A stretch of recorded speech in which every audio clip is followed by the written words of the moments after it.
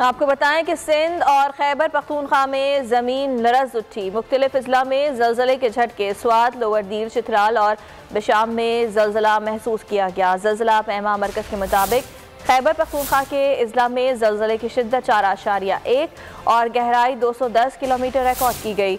ज़लज़ले का मरकज़ हिंदुकश रीजन अफगानिस्तान में था। बुनेर और मलाकंड में भी ज़लज़ले के झटके महसूस किए गए। ज़लज़ले के बायस लोग कलमा तैयबा का विर्द करते हुए घरों से बाहर निकल आए। सिंध के दूसरे बड़े शहर हैदराबाद, कोटरी और गिरदोनवा में भी ज़लज़ले के झटके महसूस किए गए। ज़लज़ला पैमा मरकज़ के मुताबिक ज़लज़ले की शिद्दत 4.1 और गहराई 51 किलोमीटर रिकॉर्ड की गई। ज़लज़ले का मरकज़ हैदराबाद से 70 किलोमीटर मगरिब में था। सब्सक्राइब करें और बेल दबाएं ताकि कोई खबर रह न जाए।